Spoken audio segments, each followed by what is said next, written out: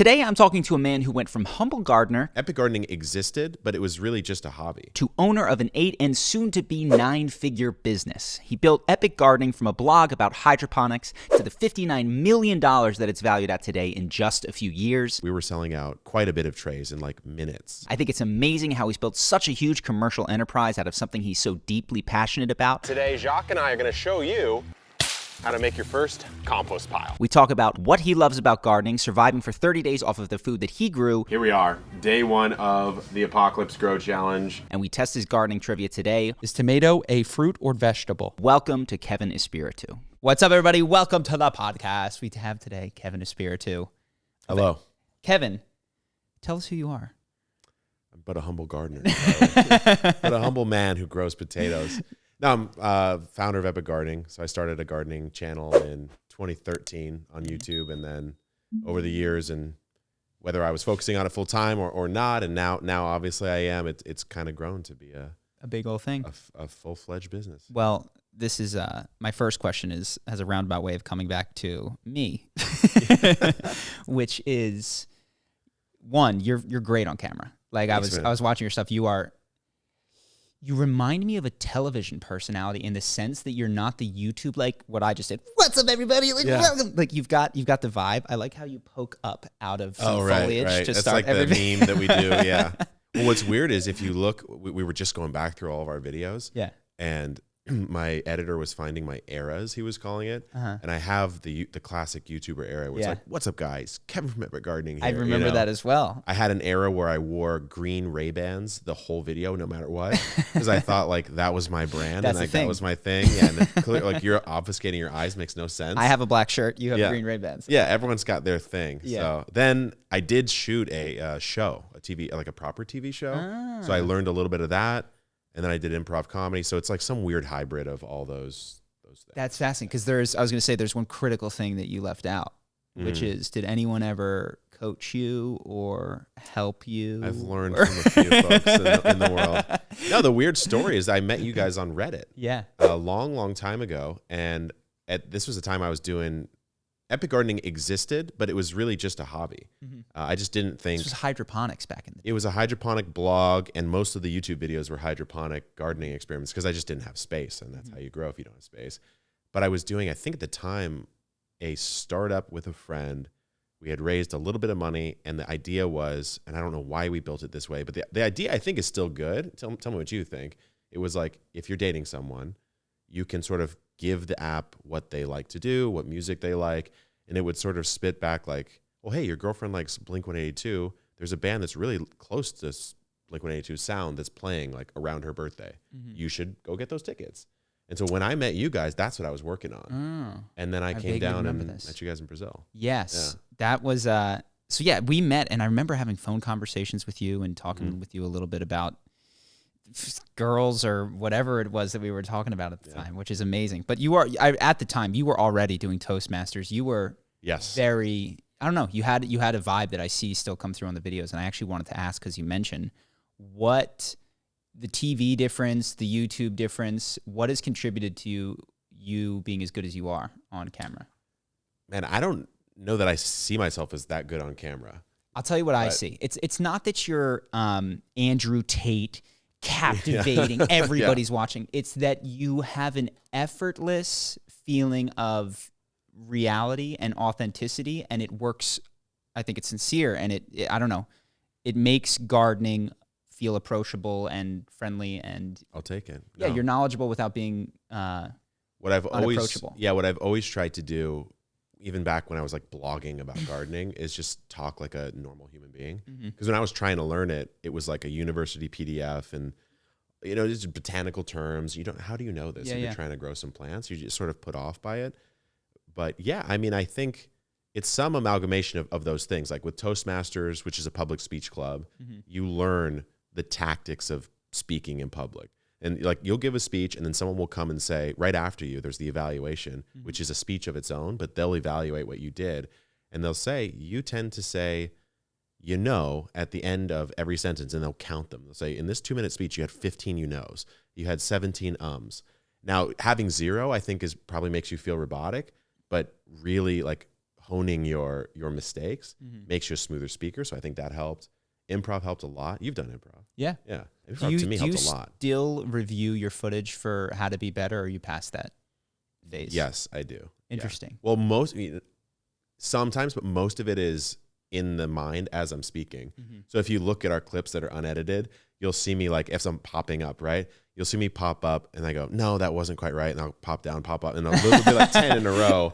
Hello. Because to me, to me, it's like, there's the information you're trying to convey, right? Then there's the way it's said, and then there's sort of like the flow of it all, which is kind of esoteric, I guess. It's just the way of speaking, and I'm particular about that, and so I'll go and redo it a couple times. Got it. Yeah, I've gotten away from that, and it shows. I've watched some of the podcasts versus some of the videos I used to do. I was like, damn, I used to be good.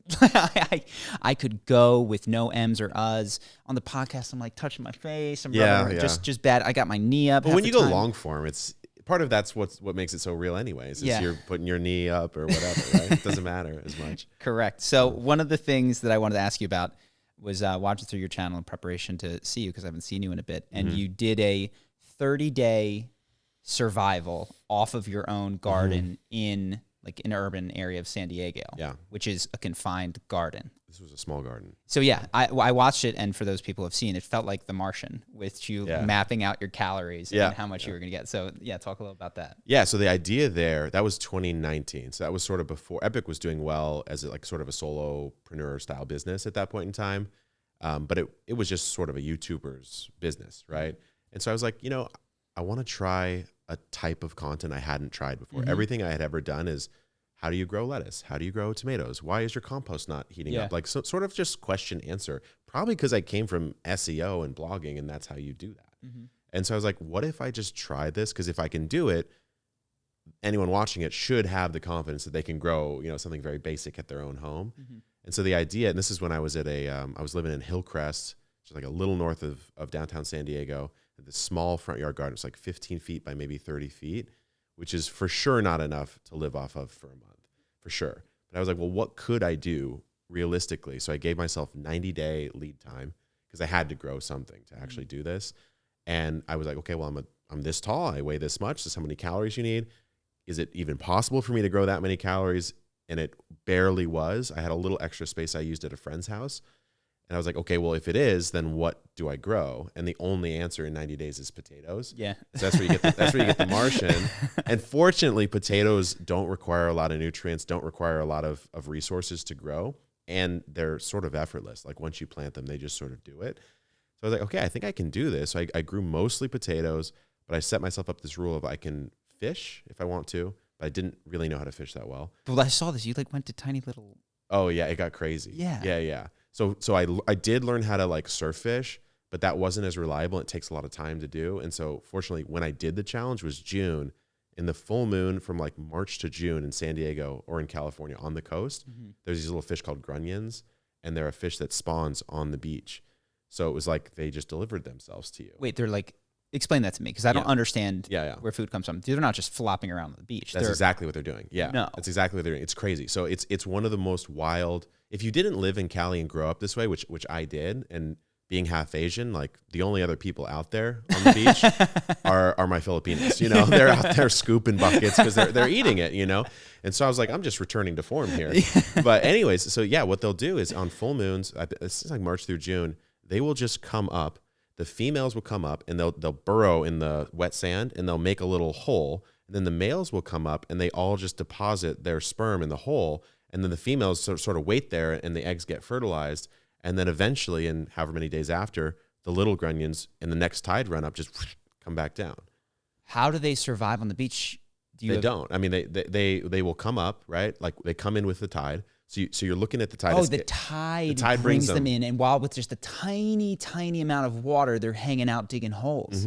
So you can come, you can just scoop them at high tide. It's the craziest thing you'll ever see. So like the tide comes in and you're like, this tide looks a little different because there's a bunch of silvery stuff in there.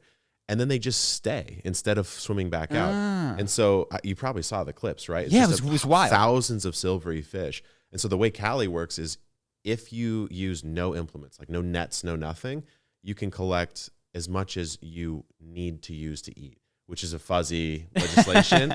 But so I'm out there. You needed a lot of grunions. I needed a lot. And the problem is like, sure, you might get a bucket of grunions, but like you don't have the energy really when you're living off literally just potatoes and lettuce to like fillet every little. It's not like you're getting a big They're not tuna. boneless. Yeah. They're not boneless. And so, yeah, so I went out and scooped them, literally competing with this Vietnamese woman who had a bag, and she was like a much better eye than me. Yeah. And I'm like, okay, I guess I'll just follow her around and like try to find them. So there's a four-day phase. And on the fourth day is the full moon. Those were the most of them. I did not know that. So I was there on day 1 and 2. Mm-hmm. So you kind of had to like run and pick your Got spots. So I'm running after this Vietnamese woman, like, and she's like, what are you doing, dude? Like, this is my spot. But yeah, picked a bunch of those up, did some foraging around the city. Was that more effort to eat? Like, because I imagine, like you said, the filleting and the bones and all that kind of stuff. It was annoying to scale it. Yeah, because you got to scale the fish. But what I ended up doing, which was weirdly, this food slapped. It was potatoes, grunions, and I had some onions I had grown, like green onions. Ground onions. And then you mix it all together and you make like a latke style meal, which is like weirdly dense in calories and like pretty fulfilling. There you go. So it ended up going okay. But still, over the month, I lost 13, 15 pounds, something like that. Yeah, I was struck by how we talk. You've watched the podcast. I appreciate your support. Yeah. Factory farms, the lack of morality that goes into that kind of stuff. But when I watched you, how difficult it was for you off a pretty crappy diet to feed yourself, given that it was probably a huge focus of yours, and you had the luxury of a larger garden than anybody I know has. Did that, or what do you think about the ethics of farming? I know that now you have a larger garden, you have these hens. The question that I guess I have personally is there like a sweet spot where I can get some of my own food, not contribute as much to the factory thing? I also saw that you've got these hens, which is very exciting for me because I've mostly avoided eggs because they come from crappy places, but the way that you seem to do it is awesome. Because do you eat mostly vegan then, or do you eat fish? I eat fish. Okay. And arguably you can make the case that I shouldn't, or that I should only do it in certain circumstances. Yeah. I mean, I think the way I've always thought about it, because I have listened to the podcast, I know that that's the way that you eat. I don't eat that way. I do eat meat, and I do think that like some percentage of the meat I eat, ideally I should not be eating. Yeah. Right. So like if it's conventionally farmed, stuffed with antibiotics, et cetera, not treated well, I probably shouldn't be eating it. Like in my best self, I would not. Then again, sometimes I do have a burger or burrito from time to time.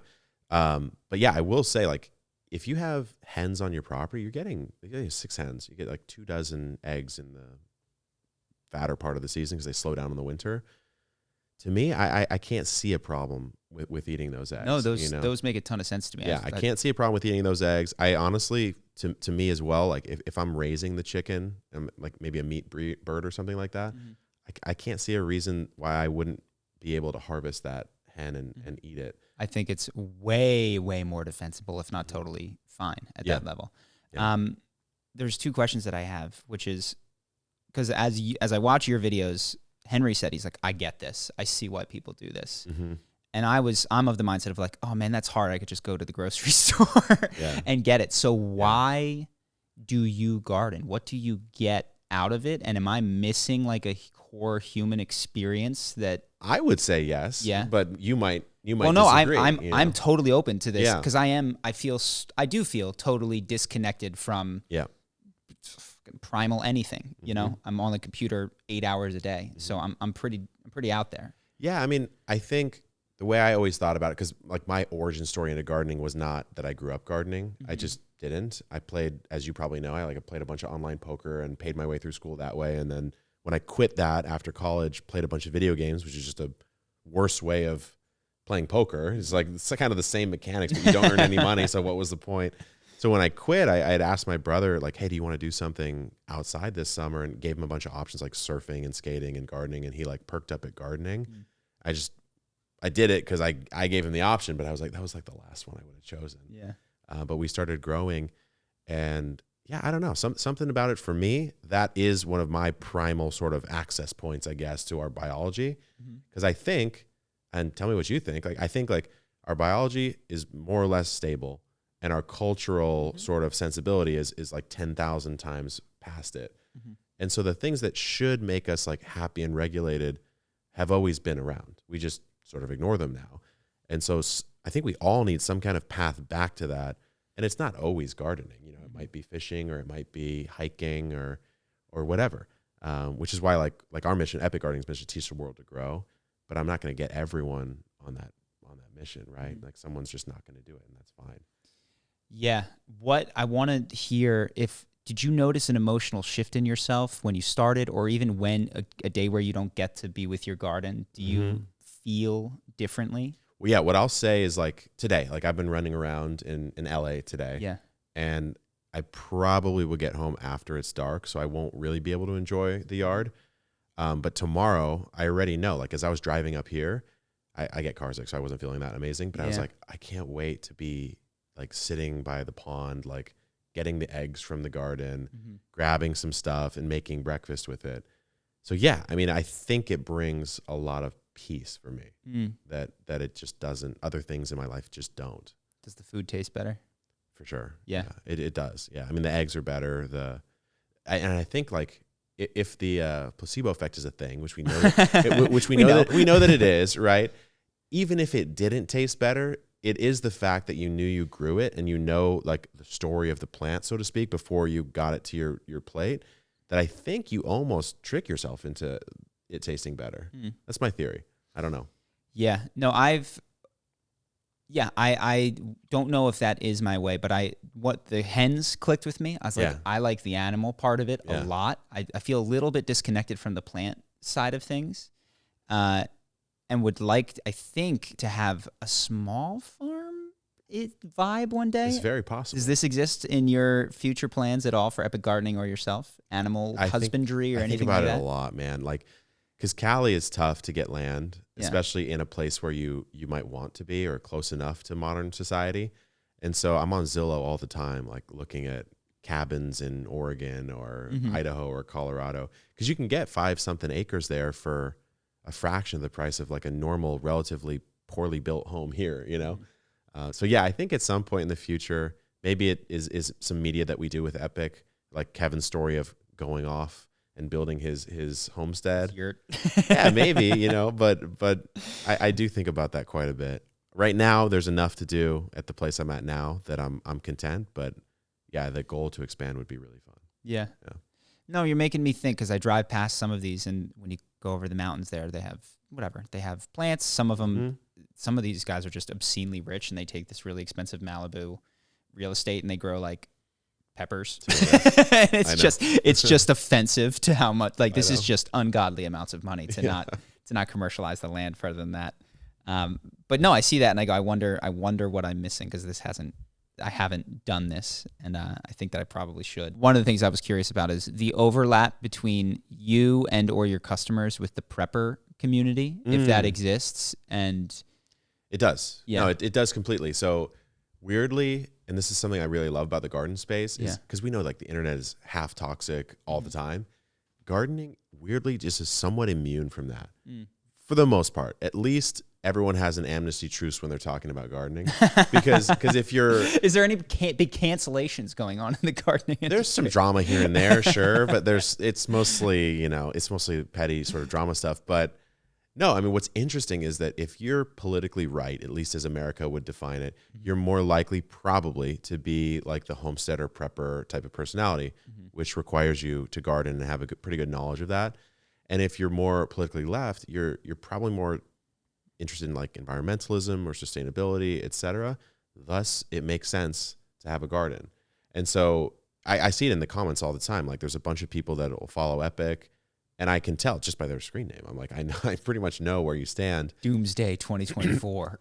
Totally. Or like Earth must be saved 2025. You know, and they're chatting with each other about how to grow the tomato or the pepper.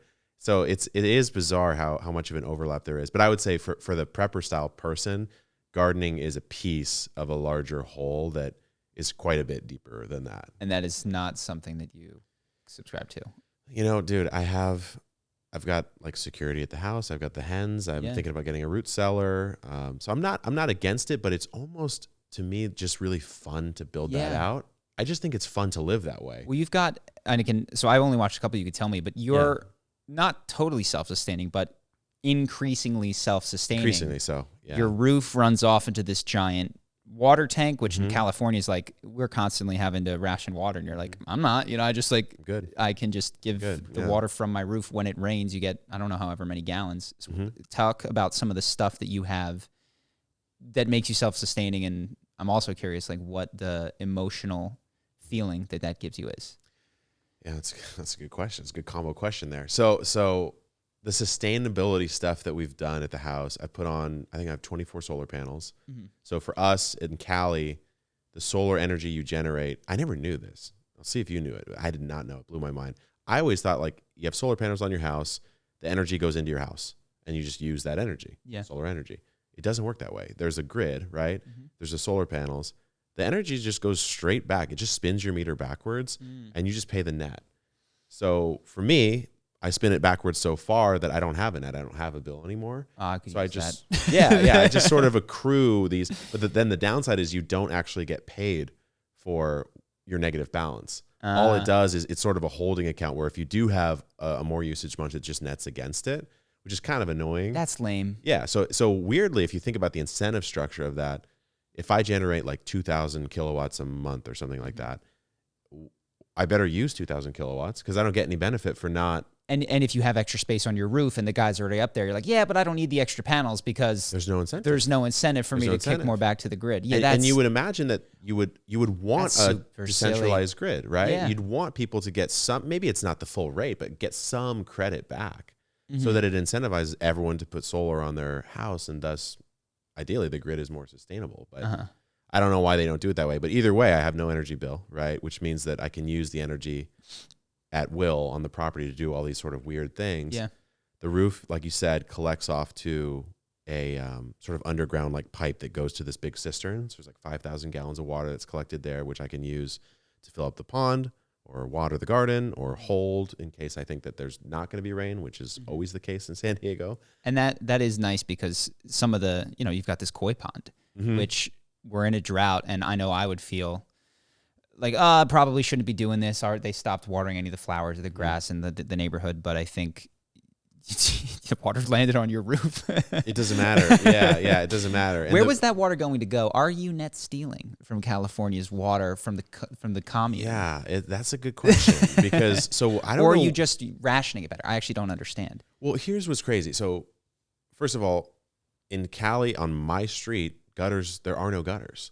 And so that water actually would just go nowhere. It would sit. It would either be absorbed by lawn or whatever, or it would just sit in the road until it evaporated.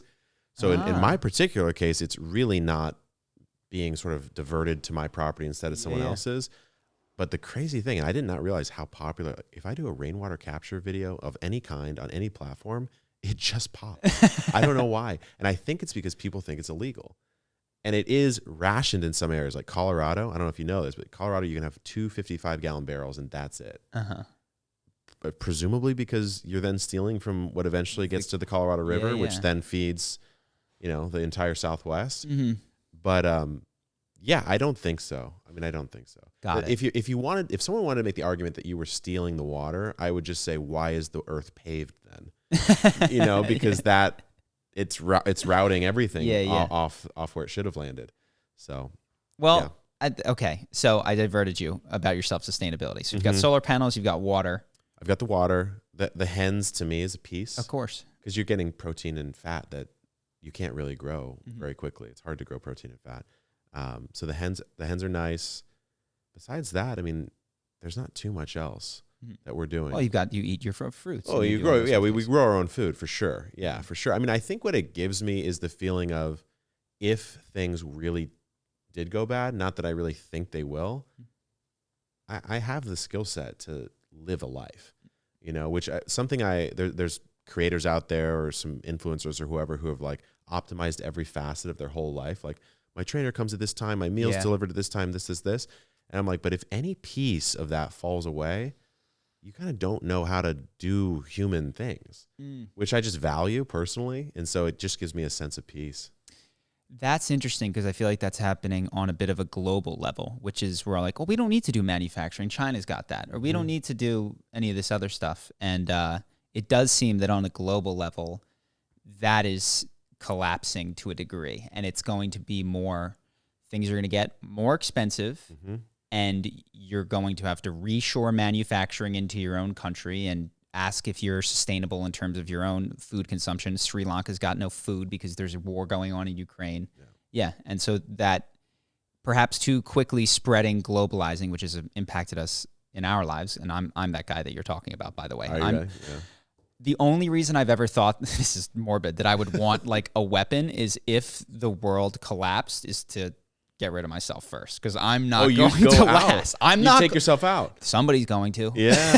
You know, like if the marauders aren't even going to arrive at my house before I starve to death. Like I guess where we are. Yeah. I don't even think I have bottled water around here. Like if the tap goes off, I don't know, man. I think grab $1,000 worth of food and water just in case. Maybe. It's probably the cheapest insurance you'll ever buy. Sure. I don't want to live in a world without internet, man. Yeah, I honestly, I'm kind of with you on that. That's the other thing. Is like, I like being alive, but it's like a 21st century like being alive. Yeah, I like video games, and when's the next release? God of War just came out. And if there's not a sequel, I don't know. It's both. I mean, I think it's both. I think I vacillate between. I call it like high tech natural. Like obviously, our lives we've been given so much in our lives because of technology. Yeah, and we like it, but at the same time, I do think it's nice when I just get to go chill in the backyard, like naked in the sun and just like lay there. I'm like, this is equally nice in its own way. It's not as stimulating, but it's nice. Well, as you said that, I have not gotten to go naked, but one of the best parts of my day is going into the backyard and walking on just chilling, just the grass that I have. And even recently it's been maybe I should garden, like literally touching the tree that I have. Yeah. We have this old tree, and it brings me great peace to just rest my hand on it and just breathe. I don't know why. If that's the case, I would say gardening might be huge for you. Yeah, because you're more tactile with it, right? So like you make one simple bed, grow the plants you like to eat or don't. I mean, grow whatever's interesting to you. But the thing that's so interesting about it to me is if you start from a seed, especially, it's like you're cultivating actual life from the beginning of the phase to the end, and then if it's edible, like harvesting it, preparing it, and turning it into the thing that you sort of don't care if you waste it if you bought it at the store. You know what I mean? And so it ties you to something that you just can't get on the internet. Yeah. Or in games. I mean, this might be trite, but as you say that, I'm reflecting that my participation in the quote unquote cycles of life is highly specific and highly specialized. It's like I will write a script for it's like this very narrow participation, and to participate from like seed to consumption is, even though it's, could just occur in the space of a pot, is it's a full cycle, a full spectrum participation that I don't always get. It's just, I don't know. I just find it fascinating, I guess. I mean, we raised when you get hens, right, you have the option to raise them from what are called pullets, which is like a 6-week, 8-week-old hen, gets you closer to the egg point. Or you can raise them from chicks. It's a little more annoying, but it's possible. Yeah. And I always thought I would do the pullets because I'm like, I'm busy. I don't know if I have the time. And then one day I was just like, dude, I'm just going to do the chickens. I'm just going to do the chicks. So I called this woman who raises them somewhere around me, and boom, had these little chickies, and it's just awesome. These guys grow up fast, and you just connect to it in a certain way. Do they have names, yours? Yeah. Yeah? Yeah. These are not to be eaten, I imagine. These are your guys? These are not to be eaten. Yeah. I think I mean, it's weird because I've raised these hens that I really cherish from chicks, but simultaneously eat chicken. Mm-hmm. But I think you can do both, which I think a lot of people would disagree with. Mm-hmm. Yeah. No, I mean, to be clear, there's like humans that I love and have given a lot of money to, and humans that I have eaten. So no, and the humans that I am not as nice to. So it's not. I understand the idea that you don't have to be the same throughout a species. I mentioned this to you prior to coming on, but I don't know if this, in terms of your origin story, or if this connects at all. But like, I was reading a book that had the idea of what an artist is, or it might have been a video, is someone who takes some of the pain that they've experienced in their life, oftentimes pain, and finds a way to creatively express that, transmute it, turn it into something else. Yep. And I don't know, does that resonate at all with your interest in this, or not really? I would say if I have more time to reflect upon that, I probably would have a clearer answer, but my sense would be yes, because so for me, like the pain that I would have experienced if I had to just list a few would be like my dad died when I was 12 or 13. If I really counted it back, I would know the date, but I don't remember much of that year or two, so it's hard for me to even really think about it. And that to me felt like 0 to 12, I was one version of me, 1.0. 12 to maybe 20 something, I was 2.0. But what happened at 12? I mean, what made me 2.0? It was that moment. And so I think from then on, I felt like I was a different version of myself, right? And, talking to guys like you and stuff that I sort of explored in my early 20s kind of evolved me to a different level as well. But I have to think that has something to do with why I have this like desire to create stuff and like put things out there and share stuff. I have to think. I don't know exactly how it ties together, but it must be something like that. Wow. Yeah. Do you have an idea of how what the shift was from 12 to not necessarily what happened, or like how you were different in that phase? Well, so I grew up half Filipino, half white, right? And my Filipino side of my family, actually my mom as well, Catholic. So I grew up Catholic. And if you grow up Catholic from birth, and I'm ex-Catholic now, or just not, you just have a certain dogma that's in you, right? And so the whole Catholic guilt thing, or the whole just the world is structured as this and don't question it. And then as soon as my dad died, I was like, well, that's not supposed to happen though in this world, And so at that point in time, I was like, I guess there aren't rules anymore for what's supposed to happen and how life's supposed to be lived. And some other things happened at that time where it sort of caused me to like lose respect for a lot of elders in my life. And so then I was like, I guess I'm the oldest person I respect anymore. Wow. And so in a sense, I mean, obviously my mom was still around, but my mom has a chronic illness and there's certain things that she can and can't do. And she did like an incredible job raising us at that point in time. But yeah, I think at that point I was just like, I guess I need to figure everything out on my own now, because no one else really seems to have the answers for me, And so it kind of sent me down this like introspection, kind of where I got into internet stuff, building websites and reading and researching and all that. And like put me down the path to like becoming YouTube garden man. Yeah. No, I did not the same origin story, but when I had a reaction when you said the oldest person I respect. I don't know if that's a universal thing for young men, but I had just a similar, nobody knows what they're talking about. Like they're all in the Matrix.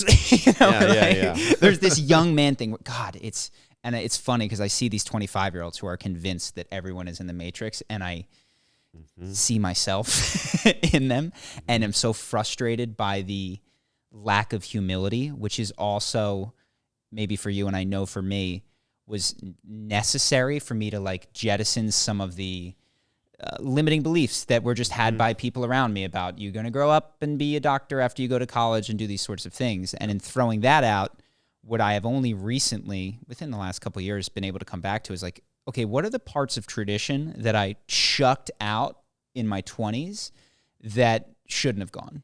Dude, it's so weird that it's the same pattern for me. Yeah. Because obviously growing up Catholic, there's quite a bit of tradition in that particular faith, and I rejected all of it. I kind of played along until I was about 16 or so, got confirmed and all that. And once I was like, that's the final sacrament. I'm free. I don't have to do this anymore. And didn't really go to church after 18, and kind of became like, I wouldn't say I was a militant atheist or something, but at that era, I was just so convinced I was right that you can't be right about certain things. That if you were to have engaged me on it, I would have been probably annoying, honestly. And that's fallen away as I've realized, okay, you can't know that. Thus, I can't also know many other things in life. So maybe I should not have opinions on a lot of things, or at least not as strong opinions. And then I think to your point, like as I've gotten older, I've been like, yeah, there are some like ritualistic things that maybe I should add back, even if I don't attach them to some sort of grand meaning or creator or something like that. Yeah. This is my question to you about gardening is you asked me at 25, I go, no, it is faster, easier to purchase at this. I can get, if I specialize in this one thing, I can get more money, which I can spend on more things, which gives me more time. And if I want to spend that extra time, you know, like it was a very, I think culturally there's also this push towards raw food or whatever the past has. And no, I chucked all that out. I was just hardcore. I know how to do things best, and all of the ways of the past are stupid shit that old people say to control young people. Some people might say some people close to me might say I still am this way with my opinions, but I really do try not to be. But yeah, no, I agree with you. Like it goes back to that whole manufacturing stuff you were talking about with China. It's like maybe we shouldn't have just-in-time manufacturing and have things land at the port the week before we need it. Maybe there actually is an ROI on having a little bit more than you need at all points in time, right? Interesting concept of, redundancy, of purposeful redundancy. I was talking with a guy yesterday. I was at this fancy dinner, and I'm assuming that guy also does pretty well in his life. And we were both chatting about how I like to garden, which is obviously a little different because it's a business, but he likes to just mow his lawn as like a hedge fund manager or something crazy. And I'm like, hedge funds? Yeah. I mean, maybe that's the tie. maybe that's the exception. But yeah, I was like, look, if you like to do the activity, paying someone else to do it is ROI negative, because if your utility from it is extremely high, even though you shouldn't be doing it, then outsourcing it is a mistake, no matter what, right? Which I think that's kind of what you're saying, right? Yeah. So, sliding over, I was watching some of your videos. I saw new faces. And what I was most impressed by is that some of your videos that have done very well are not anchored by you. You will kick it off and then move into someone else. And this is my own personal interest, but how the heck did you do that? You know what I mean? Like, did that work right away for you? Is that as separate to the garden space where you go get an expert in a different type of plant? Yeah. And can you do that for me? I'll help you. No, I'd love to help you with that. I mean, I think, so here's some backstory on that. So part of the backstory is Epic's always been a bootstrapped company. I always thought it would be. And last year I decided to raise some funds for Epic. Part of that, when you bring investors on, is they do want to see some sort of growth. And something I was already doing was trying to bring on another creator. So Jacques, I don't know if you've seen him. He wears the straw hat. I have. He's in our videos. Okay. Yeah. So he started out as like a garden hand at the house for $20 an hour. He was a PhD in geology and wasn't super enthused with that career path. And so as I sort of incepted him, like maybe he did, maybe I did, but either way, we're working in the garden. I'm like, there's more work for you here if you want it. And he's like, well, I'm close to this geology thing. And so I just started showing him in Instagram and YouTube. It didn't feel right to like have a better taken care of garden and pretend like I was the only one doing it. Yeah. And so I was like, hey, Jacques here. And people started taking to him. And I was like, why don't I just build him channels too? And so we put a YouTube channel up for him. He shows up on his own Instagram. Oh, really? What's the YouTube channel? Jacques in the Garden. Jacques in the Garden? Yeah, he's got like 60K subs in a year. Wow. I'm like, bro, that took me so long. I was like, you better realize how long that took me. But anyways, so after doing the investment deal, part of the thesis is like... Can I ask a quick question on that? Yeah. Did Jacques take more ownership when he had his own separate channel versus like making a video on yours? He's the kind of guy who would take the ownership either way, but I think giving him his own properties allows him to be fully himself and allows him to attract a specific type of person who might like him more than me, to be honest. So this is something that we've done is we've had supporting writers. One of them has been Hadley. She's worked with Ben a lot. She's been super helpful. And naturally, which I think is appropriate for the Charisma on Command channel, we've been like, don't use I, don't speak in the first person. Like this is the brand voice, but she's also she started to do her own channel. And when she does, she uses the word I and talks about her own life story. And as I saw that, I was like, oh, there's something here where, yes, in order to speak with a brand voice, you have to adapt. But I feel like the higher up shot, perhaps less likely to instantly do well, is to be like, no, be you in an affiliated role. Like maybe we connect to the same back-end products and courses, but... That's exactly it. Yeah. Yeah, that's exactly it. I mean, I think the way I'm thinking about it is this, especially for gardening. I live in San Diego. It's relatively easy to grow almost anything.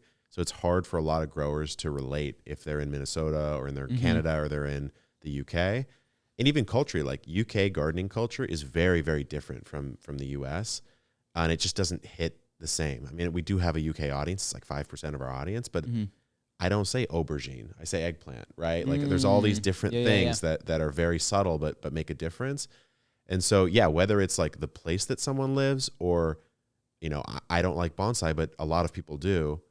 So I do like bonsai. I'm just not good at it. I'm not 70. You have to be very old to be really good at bonsai. Have you seen Bonsai Relief, dude? He's so good. Oh, I need to check him out. You haven't seen this channel? No. I need to check it out. Many millions of views per video. It's stunning videography. Yeah, that's amazing. Dude, he's so Send him good. to me for sure. He's fantastic, man. So you can collect, and this is the other thing is if you're setting up this back end, you just collab.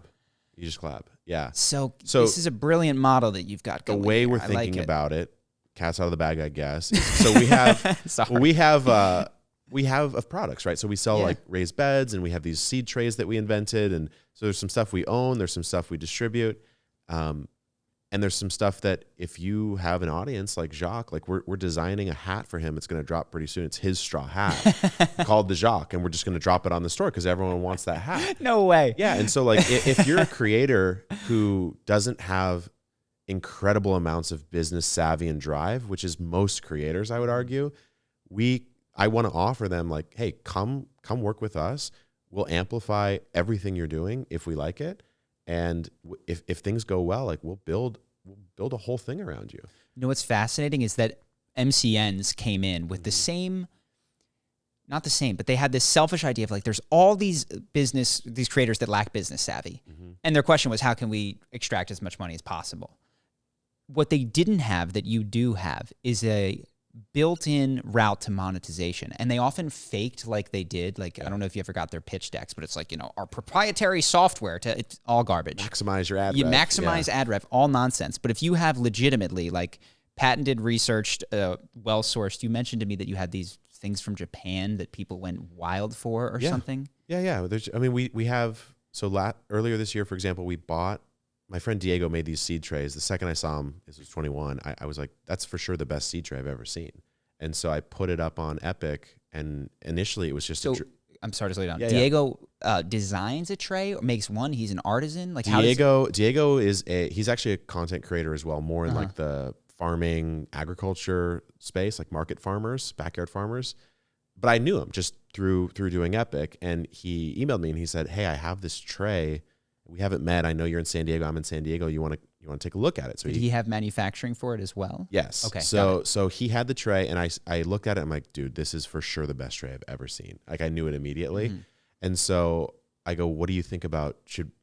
My platform is quite large, and all these gardeners would love to see it. It's an incredible product. Do you want to partner up, and I'll offer it on Epic?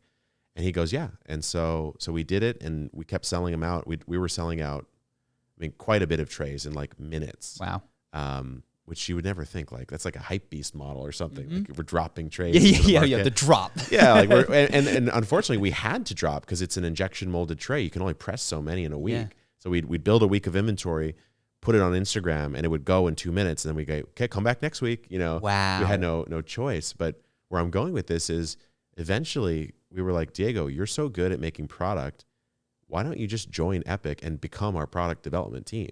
And so we did a deal. Diego joined the team, and now we just have a team that makes products. Can you, and I know you can't probably do specifics on camera, tell me how you philosophically think about these partnerships in terms of like, I want it to be mostly equity or I want it to be a lot of money? Because I asked this personally. I mentioned this to you. One of my big limitations in business is that I like to do things by myself, and I have limiting beliefs around collaborating with other people that are killing it. Like what I've started oftentimes with people that are just starting off in their careers, and I've mentored them, but I haven't really ever connected with someone that was crushing it and found a way to synergize together. Partially because the fear of loss in those deals is so bigger. If you're working with someone fresh out of college, it's like, okay, I'll give you a couple $100, doesn't work out. on you go. Yeah, whatever. But if it's like, if these deals don't work out and I've given you equity or I've given you a large sum of money, that's more daunting. So I'm curious what your philosophy is around these deals. It's the hardest thing to do, honestly. Like everything else we do is easier than that because it's, and you know, Jacques is a different story. He started, he wasn't a creator. You know, he was a PhD in geology and decided to drop out. And we're building some more sort of incentives and structures for folks who we call like more of a homegrown creator. But if someone's coming in, like, you know, we have a flower creator that we just brought in who has her own business. And so it's like, okay, well, you just have to figure out what that person cares about. You know, like, do you care about the equity piece? So are you thinking about the long term and where that might go? Or do you want stability? I mean, honestly, a lot of creators just want like, hey, look, I don't want to have to shill some random brand just to make enough money to like do this for a living. So do you give them a flat fee or give them an affiliate cut of what they do or some combination of? It depends. It really depends on the person. I mean, so you're listening to what they're interested in and needing and trying to meet them there. Okay. Yeah. I mean, we're thinking of this model where like we have products, so you can be an affiliate, right? You can just click on our site. You don't even need to more of a talk to us. transactional type of relationship. But ideally, since we know how to make really good content in our space, if you're an affiliate of ours, we'll help you make content. And if you make great content about something that we don't talk about a lot that's in gardening, maybe we should collaborate more. And if we collaborate more, maybe you're like a friend of Epic, you feature on a video here and there and it builds your accounts. And if that really goes well, why don't you just join the team? And, you know, let's say the bonsai person, right? If that really pops off, why don't we just build an entire category? Like, you tell us what the best things in bonsai are. What's the best course, or do you want to make it with us? What's the best product line, or do you want to make it with us? And we'll do it, because I think in our market in gardening's just kind of sleepy. It's not modern. And I prove that in content by making good content, but I think you can prove it throughout the entire structure of the industry. Well, one of the things that I've seen, and not that I saw your video on 30 days and I was reminded of, you know, Davey 504 at all. He plays. No, I don't. He is a guy who plays bass guitar and gets millions of views per video, because he's no longer a guy who plays bass guitar. He's a guy who does YouTube hits with a bass present in the video. Oh, really? Okay. Yes. And so when I looked at you, I was like, dude, and I didn't know that video was 2-3 years old at this point. Not that you would ever have to, but you could have, I think people, myself included, feel constrained to the type of how-to whatever content they've done, when there's this whole field of like YouTube bangers that exist. If you're willing to like do it. I paid 6 people $100 to stand in a circle and be confident. You know what I mean? I paid like, or you like spectacle YouTuber. Like, and that is very front end, top of funnel, minimal level of interest in purchasing, but like huge net cast. Gets the audience. Yes. And we're somewhere in the middle, which is like, this is about Game of Thrones, but the title's How to Be Confident. Exactly. That was your big thing that I think you cracked that no one else cracked at the time that exploded you guys. Is you're like, well, I'll teach charisma about the most popular things in culture right now. And there you go. It's like, it's the whole like, give them the medicine through the back door metaphor, whatever that is. Yes.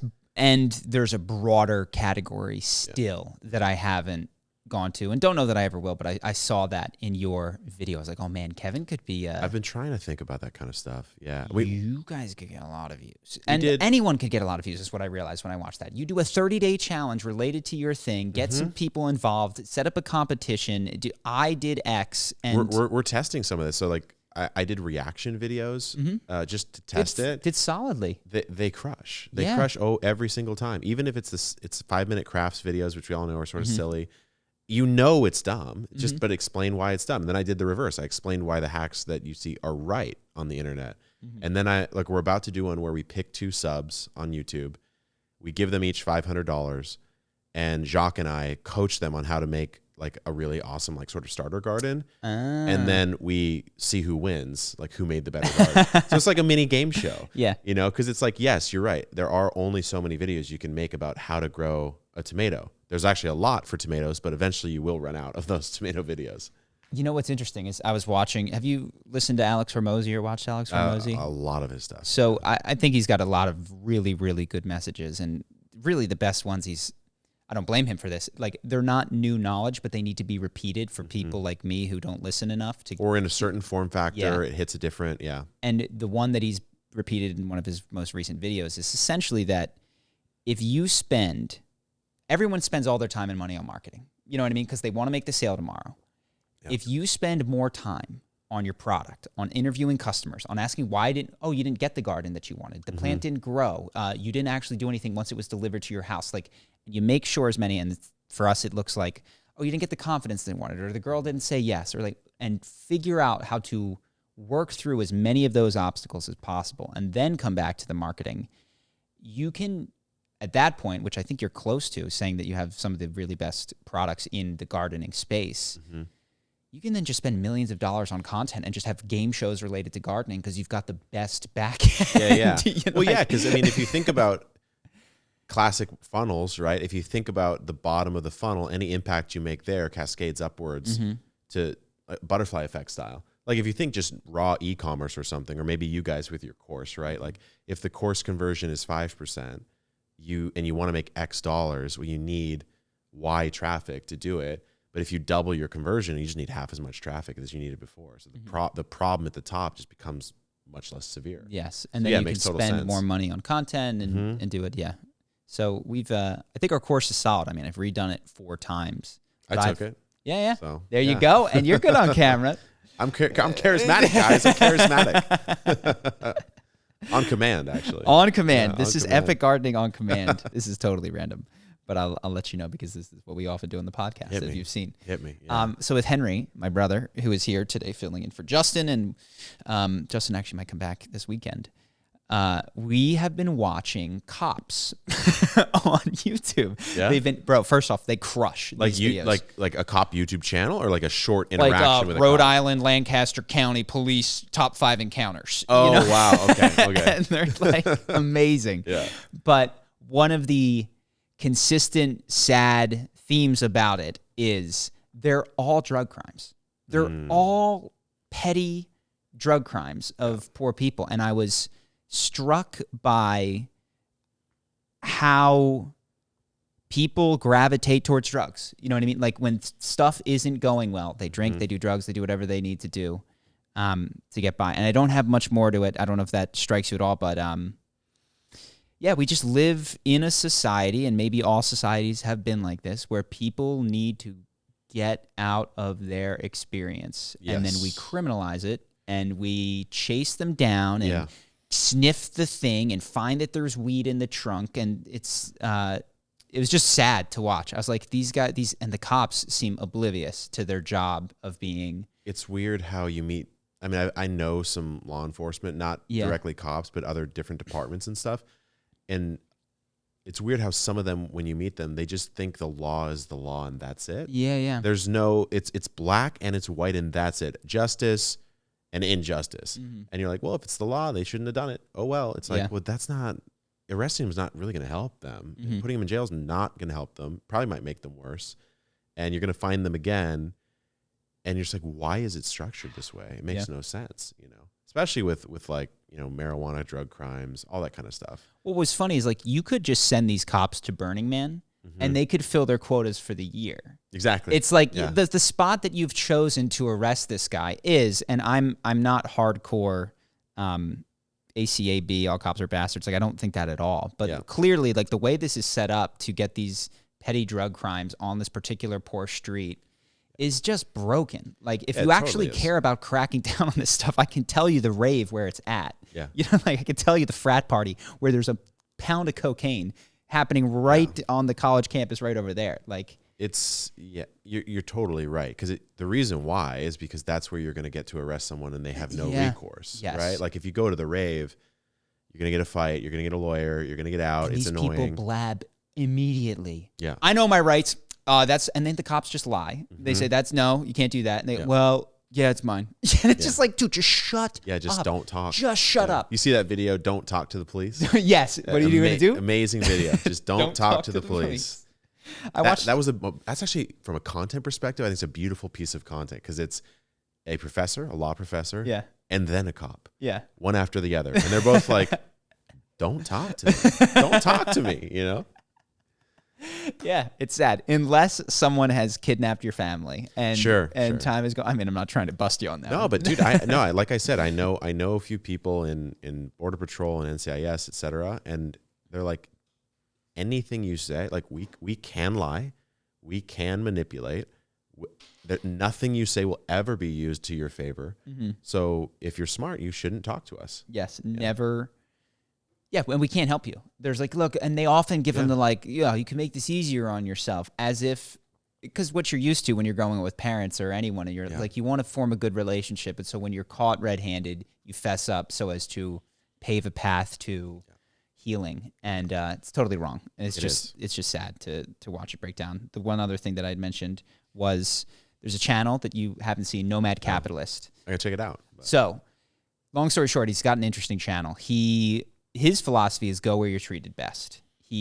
And so he is very interested in tax rates. I don't know if he believes that tax is fundamentally theft, but doesn't like paying taxes. Oh, so he's like a Five Flags kind of guy. Yes. Where he's like moving around, sovereign citizen. And his business, apparently, because he mentioned, is huge. Wow. Because when you figure for a high net worth individual, he's got like dozens of lawyers and accountants, and I didn't realize this about his business, where he helps people structure their businesses and their lives so as to basically make bigger savings than they've ever made by reducing their taxes. Okay.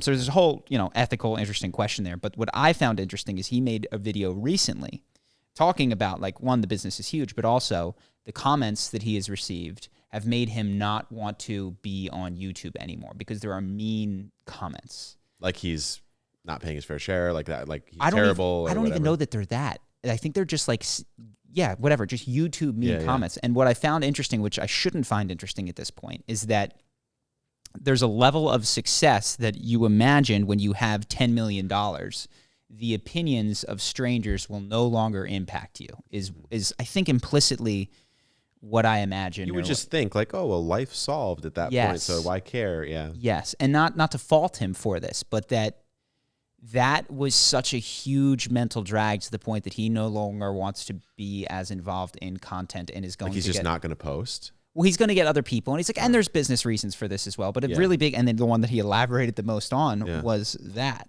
And I thought that is really interesting. I have seen this. Do you read the comments, or how involved are you?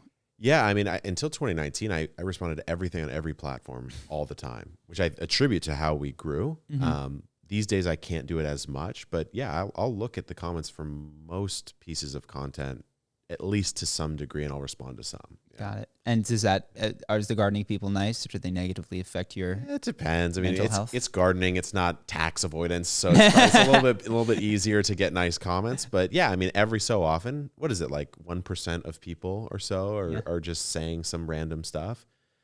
It doesn't get to me that much. I like the rule of like, if it gets to you, they're somewhat right. Yeah. Because if I have people say like, this guy looks like a weird Snapchat filter or something, just like personal insults. And I'm like, look, I've heard all that before. Like, oh, this guy's head is so big or whatever. I'm like, I know it's like a little large, whatever.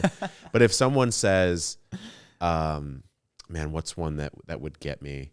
It would be like, I miss when this channel was just about gardening or something like that, where they're trying to say, oh, he's just trying to sell products these days or something, where I'm like, it's a business with 23 employees that I cherish and want to support. And part of that is selling the things that pay for their salary. And that activates something. It activates something because I'm like, yeah, I am helping a lot of people grow. And that's the mission of the company, is teach the world to grow. Part of that is money has to come in the door. And that's the reality of Earth that we live on, So yeah, I think it's interesting that it would affect him to such a point where he would make the video, though. Yeah, is what I notice. Yeah. Because there's a lot of creators I know. I've seen one in our space who can't not reference that in his content, and I'm like, dude, just don't. Even if you feel it, just don't make the video about it. And I've not always done this, but what I've noticed is that the people that, certainly, I think you definitely have some of your biggest fans are in the comments, and that's important. But the bulk of your audience that is important to driving your business and your life is not active and are not represented in the positive or the negative comments. They're ghosts in the machine. They're just, And to engage in conversation with the 1% is to, in some cases, alienate. And I've seen content creators that I like, okay, there's been a lot of talk about, it's like, I feel like I watch a lot of your channel, and This is all news to me. Dude, I think that's one of the biggest mistakes that creators make is, let's say I did put out a bad video and something was inappropriate, whatever it was, maybe throw an IG story up, didn't mean to say it that way, my bad, or whatever. But for the most part, if it's some sort of innocuous thing, you're letting the intolerant minority, right, the 1% who says something, trigger something in you that then makes you make a piece of content that everyone else doesn't even think is a problem. So you let them control you. It's a version of audience capture, right?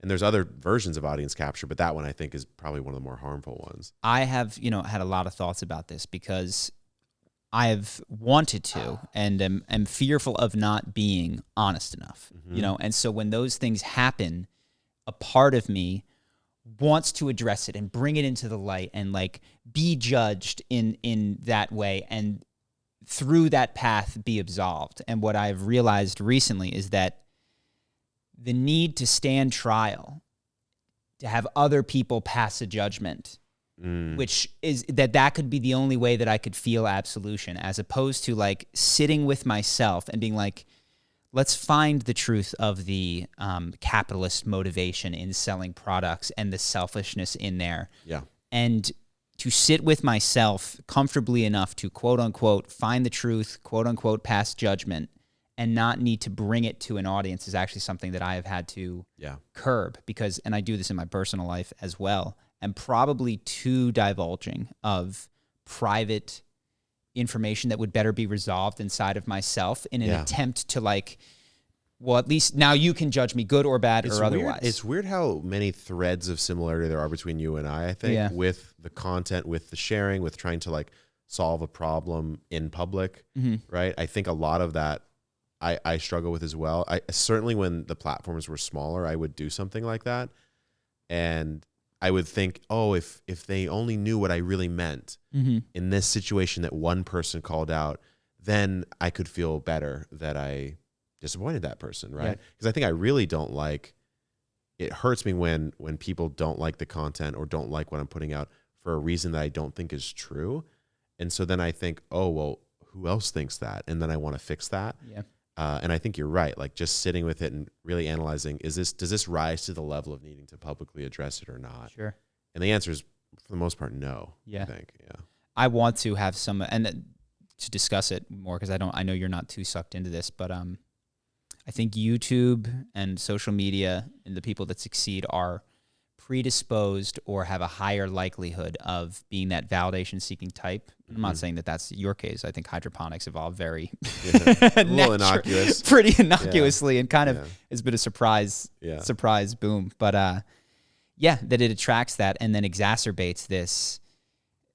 Yeah, going to other people to receive the praise and then also receive the criticism. I would say, I don't know that I'm that immune to that, to be honest with you, because I think it's hard to nail your audience down to one thing. It's sort of this amorphous blob of demographics across all the platforms. At least us, like our demos are different compared on who's watching or where you're watching. But I think I do tie not a lot of worth, but a decent amount of like my feelings about how I'm doing in life to if Epic as an entity is doing well or if it's doing poorly, because it's like, it's a digital organism in a sense. And now it's a real organism where there's people there. Right. And those people, if I somehow mess up, won't do as well as if I didn't do that. And so I do think about that a lot. So if I see the 10 out of 10, or if I see something tank, I'm like, well, how does that second order effect cascade down to the entity, and you start thinking that way. It's so tough because I don't know if you felt this. Certainly, there have been business breakthroughs that have been matter to the bottom line. But if I look at when I step back, zoom out, what are the fundamental ingredients of the success, even financially, that I have had? So many of them are like creating from an authentic, heartfelt space, like answering my own question, even if it didn't interest other people. And hydroponics, like versus engineering it. Yeah. Yes, the foundation of your success is I like this thing that may or may not be interesting to a lot of people. Yeah. And it is as it coalesces into something real, and now it's Epic Gardening. It's like, well, now I have to please the people that I have. Yes. and I'm not allowing it to grow into something beyond what it is. So I'm not calling you out. I'm calling myself out. What's a both? here. I mean, I think every creator is probably going to struggle with this, right? Yeah. Because, and I've seen it, I got on TikTok in 2019. And so it's pretty early especially for a gardener to get on TikTok, but you saw it and you still see it. The algorithm's a little slower than it used to be, but when you saw someone pop off on TikTok, which is probably the best platform for new people to get an audience, they would see, and you'd see their content like this, the thing that popped off, 17 things that are trying to pop off. Yeah. And it's like, yes, that is a good strategy to some degree. You should exploit things that work and formats that work, like the React series we do, or the How to Grow X series. Sure, makes sense. But you have to, like, the second it starts to feel dry, or you're doing it because you know it will work, the heart leaves it. You have to find some way of making it fun. Otherwise, you're right. Like, it's again, it's audience capture, right? Yeah. Like, you're saying, oh, I know they want this video, so I'll make this video.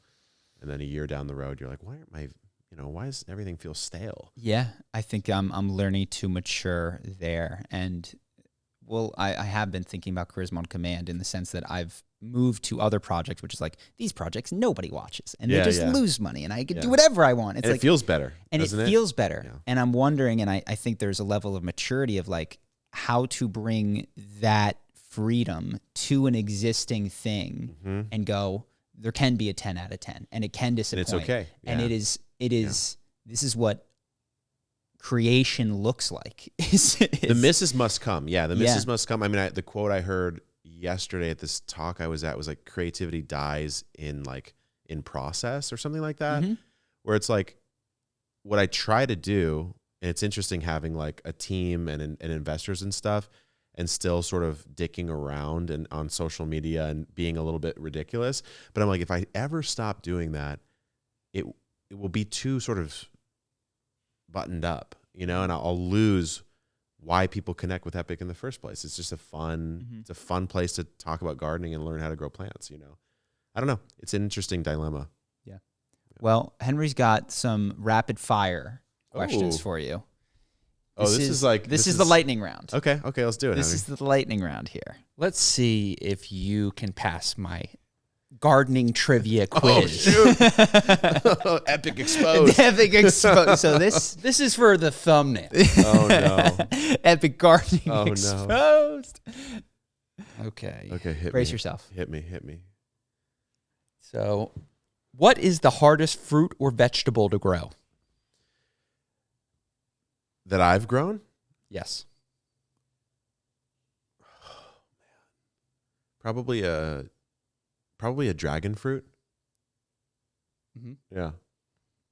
Lightning. Do you need to know why? Well, we can. You can Yeah, yeah. elaborate. They're I'd going to like- get I'd like elaboration on this one. increasingly quick. As we Okay, go. yeah, okay. So the reason dragon fruit's hard is because it's a tropical cactus, which most cacti aren't, and most of them aren't self-fertile, so you have to take the pollen from one to the other, and then you have to wait 35 days, and it's a whole thing.